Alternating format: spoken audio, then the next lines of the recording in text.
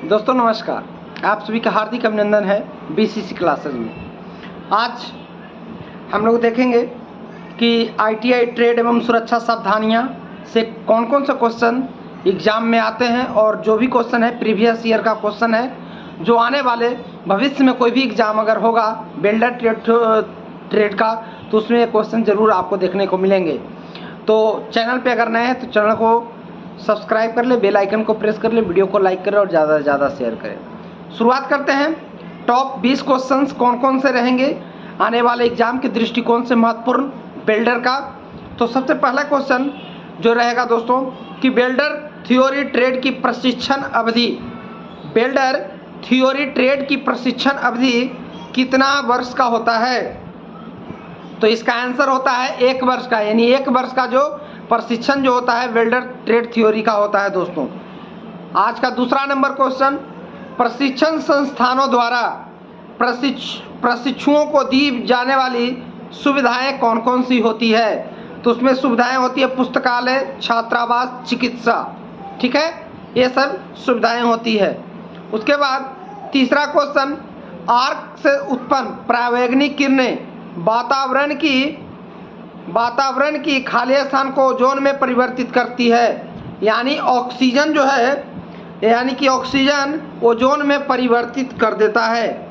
यानी आर्क से उत्पन्न परावैंगनिक किरण वातावरण में जो उपस्थित होता है ऑक्सीजन, उसको ओजोन में परिवर्तित कर देता है। जब आर्क जब लगता है तो क्या होता है, वो होता है परावैंगनिक किरण, जिससे क्या होता है कि आंख में लगता है कि जैसे बालू है, कच कच कच कच गड़ते रहता है। तो कौन सा होता है, परावैंगनिक किरण अल्ट्रावायलेट रे होता है दोस्तों। अब चलते हैं क्वेश्चन नंबर 4 की ओर। 4 है कि फ्यूम तथा विषैली गैसों को बाहर निकालने के लिए किसका प्रयोग किया जाता है। फ्यूम और विषैली गैस को बाहर करने के लिए किसका प्रयोग किया जाता है। तो इसका आंसर होगा फ्यूम एक्सट्रैक्टर। फ्यूम एक्सट्रैक्टर का उपयोग किया जाता है। आप लोग ध्यान से मतलब देखेंगे, है ना, फ्यूम एक्सट्रैक्टर का प्रयोग किया जाता है। आज का पांचवा क्वेश्चन है, बिल्डर को स्वच्छ वातावरण देने के लिए किसका प्रयोग करना चाहिए। स्वच्छ वातावरण जो वेल्डिंग करता है उस बिल्डर को जो है स्वच्छ वातावरण की अगर आवश्यकता है तो किसका उपयोग करना चाहिए। तो वेल्डिंग बूथ यानी जहाँ पे वेल्डिंग का मतलब जहाँ पे वेल्डिंग होता है उसको वेल्डिंग बूथ कहते हैं, है ना। वहाँ पे एक बार बात करें कि वहाँ का जो वातावरण होना चाहिए स्वच्छ होना चाहिए। वेल्डिंग बूथ में कम से कम हवा जो है 0.5 मीटर प्रति सेकंड से जाना चाहिए, है ना। और इससे क्या होता है कि जिंक, सीसा, कैडमियम और तांबे के ऑक्साइड बहुत हानिकारक होते हैं जो वेल्डिंग से निकलते हैं। अगला है क्वेश्चन 6, वेल्डिंग प्रक्रम में आग से बचाव का कौन सा साधन उपयोग में होता है। तो इसमें होता है रेत, ठीक है, रेत होता है दोस्तों। और भी होता है फोम एक्सट्रूचर होता है, कार्बन डाइऑक्साइड यूचर होता है, सूखा पाउडर होता है, पानी से भरा हुआ एक्सट्रूचर होता है ना, हेलोन होता है, बहुत सारी चीज़ें हैं। तो इसमें ऑप्शन के अनुसार रेत आपका आंसर होगा। आज का 7 नंबर क्वेश्चन है, अनियंत्रित व दुखद परिणाम वाले अनजाने में हुए प्रकरण को क्या कहते हैं। जैसे अगर अनजान में अगर कोई घटना घट गया उसको क्या कहते हैं, दुर्घटना, उसको बोला जाता है दुर्घटना। अनजाने में जो दुखद परिणाम होता है उसको दुर्घटना बोला जाता है। अगला क्वेश्चन है 8वां कि मानव स्वभाव में बसी विशिष्ट स्वभाव क्या है। तो ये जो होता है जिज्ञासा, इसको क्या कहते हैं, जिज्ञासा कहते हैं। ये सब क्वेश्चन आपको जो है आपके एग्जाम में जो है प्रीवियस ईयर के एग्जाम में पूछे गए हैं। तो आने वाला बिल्डर से संबंधित कोई भी एग्जाम होगा कि इसमें ये क्वेश्चन आपको देखने को मिलेंगे दोस्तों। आज का 9 नंबर क्वेश्चन है, तकनीकी विद्यार्थियों को अपने अध्ययन काल में किसका अभ्यास करना चाहिए। तो इसका आंसर होगा सुरक्षात्मक उपायों का, है ना। सुरक्षात्मक उपायों का अभ्यास सबसे पहले करना जरूरी होता है। 10वां नंबर क्वेश्चन है, संपूर्ण जानकारी के अभाव में किसी मशीन पर कार्य करने का परिणाम क्या हो सकता है। अगर आपको जानकारी नहीं है और आप उस मशीन पर काम कर रहे हैं तो आगे क्या हो सकता है इसके बारे में आप भी जानते हैं। तो क्या होगा, दुर्घटना हो सकता है, ठीक है। चलिए अब आगे 11 नंबर क्वेश्चन है निम्न में से कौन सी घटना दुर्घटना नहीं है ना? वो ऑप्शन है, ऑप्शन के अनुसार बीमा कंपनी से पैसे कमाने को अपनी उंगली काट लेना। अब बीमा कंपनी से बीमा करवा रखे हैं और सोच रहे हैं कि चलो उंगली अगर कट जाएगा तो क्या होगा, मुझे पैसे मिल जाएंगे, तो ये दुर्घटना नहीं कहलाता है, जानबूझकर गलती है ना? चलिए, ये भी क्वेश्चन पूछा हुआ है इसरो में। आगे चलते हैं 12 नंबर क्वेश्चन। कार्यशाला में औजारों का असुरक्षित अव्यवस्था में उपयोग होने की संभावना बनी रहती है। तो क्या कार्यशाला में जो है अगर अव्यवस्था मतलब इधर उधर अगर सामान है तो वहाँ की किसकी संभावना बनी रहती है? दुर्घटना होने की संभावना। अगर आप प्रॉपर जगह पर नहीं रखते हैं कोई औजार को तो हो सकता है कहीं लग जाए, कहीं कट जाए, होता है ना? तो इसके चक्कर में क्या होता है, दुर्घटना घटित हो सकता है।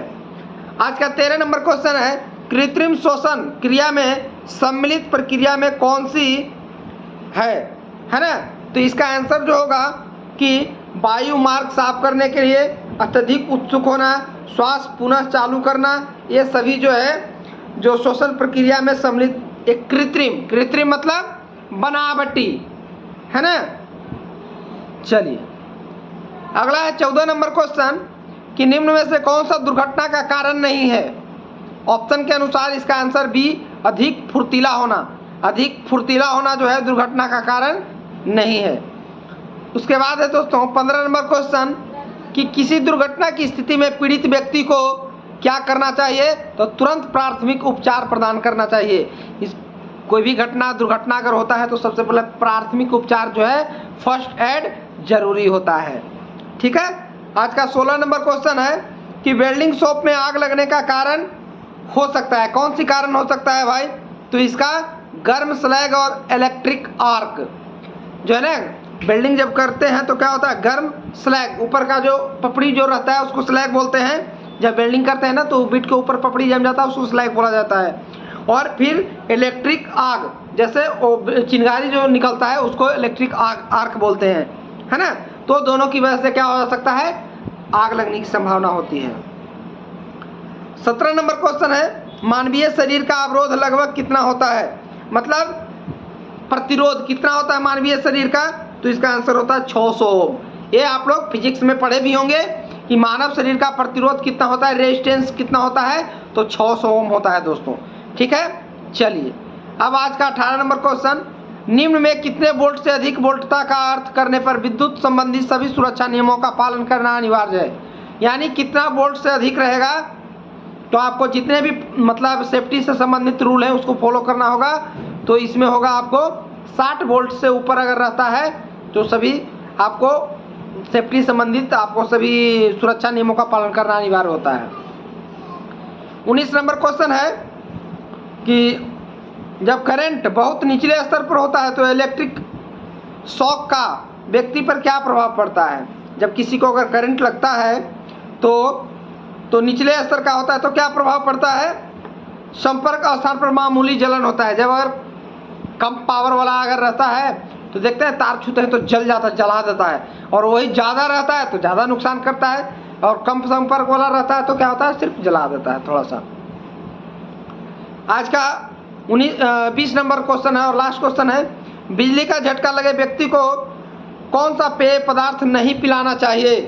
तो इसका आंसर होगा दोस्तों, कोई भी पेय पदार्थ जैसे चाय, कॉफ़ी, पानी, ये सब नहीं पिलाना चाहिए, है ना?